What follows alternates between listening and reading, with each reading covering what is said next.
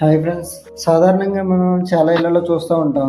ఇలాగ పొక్కుపోతూ ఉంటాయి. చెమాయింపు వచ్చేసి పొక్కుపోతూ ఉంటాయి.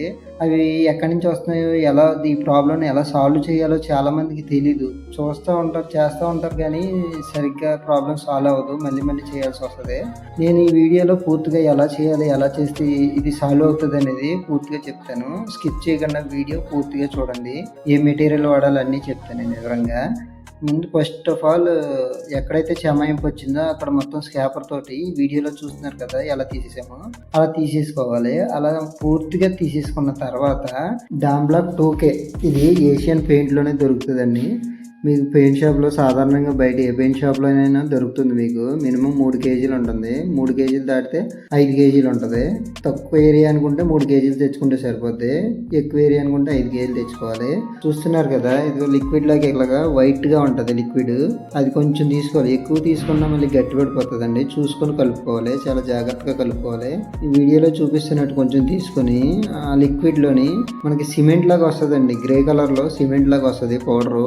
అది బాగా మిక్స్ చేసుకోవాలి. మనకి బాగా మిక్స్ చేసుకుని ఉండలు అవి లేకుండా బాగా మిక్స్ చేసుకోవాలి. అలా మిక్స్ చేసుకుని వీడియోలో చూపిస్తున్నట్టు మిక్స్ చేసుకోవాలి.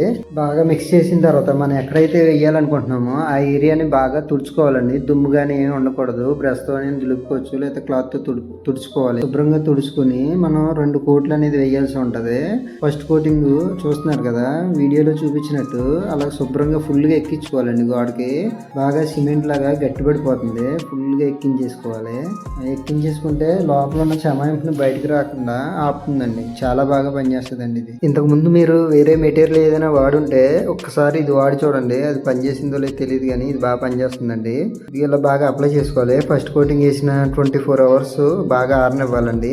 బాగా ఆరిన తర్వాతనే రెండో కోటింగ్ స్టార్ట్ చేసుకోవాలి. చూడండి, మేము 24 అవర్స్ ఆపి తర్వాత నెక్స్ట్ డే స్టార్ట్ చేసామండి. ఇది సెకండ్ కోటింగ్. ఇలా రెండో కోటింగ్ పూర్తిగా వేసుకోవాలండి.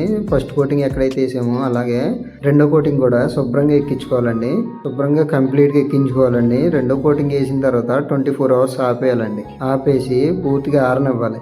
ఆరిన తర్వాతనే వాల్కేర్ పెట్టుకోవాలి. దీనికి మేము ఇచ్చిన ఇన్ఫర్మేషన్ మీకు కొంచెమైనా ఉపయోగపడుతుంది అనుకుంటే లైక్ చేసి ఛానల్ సబ్స్క్రైబ్ చేసి మీ ఫ్రెండ్స్కి ఎవరికైనా ఇలాంటి ప్రాబ్లమ్స్ ఉన్న వాళ్ళకి పంపించారంటే వాళ్ళకి కూడా యూస్ఫుల్గా ఉంటుందండి.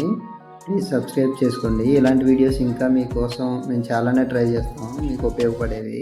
సరే, చూస్తున్నారు కదా, ఇది ఫస్ట్ కోటింగ్ అలా పెట్టేసుకుని వాల్ కేర్ కూడా శుభ్రంగా నీట్గా పెట్టుకోవాలండి. చాలా జాయింట్లు అవి కరెక్ట్గా కలుపుకునేలాగే పెట్టుకోవాలండి.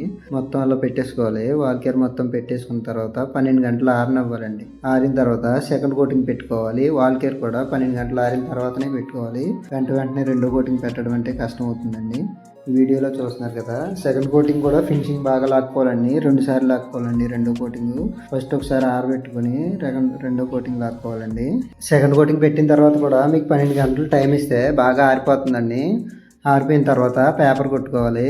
150 నెంబర్ పేపర్ కొట్టుకోండి. పేపర్ కొట్టుకున్నప్పుడు కూడా జాయింట్ కలిసేలా కొట్టుకోవాలండి. చాలా జాగ్రత్తగా నీట్గా కొట్టుకోవాలండి. ఎక్కడ ఖర్చులు అనేది లేకుండా శుభ్రంగా చూసుకోవాలండి.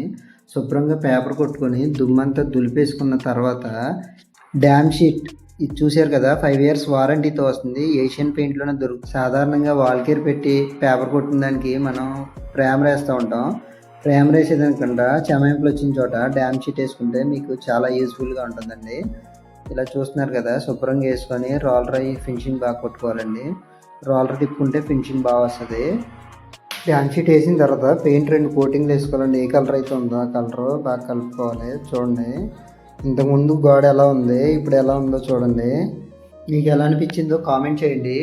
ఇదే కాదు, ఏదైనా ప్రాబ్లం ఉంటే పెయింటింగ్ సంబంధించి ప్రాబ్లమ్స్ ఏమైనా అడగాలన్నా మాకు కామెంట్ చేయండి. మేము ఇంకో వీడియో చేయడానికి మేము ట్రై చేస్తాం. Okay friends, bye. నెక్స్ట్ వీడియోలో కలుద్దాం.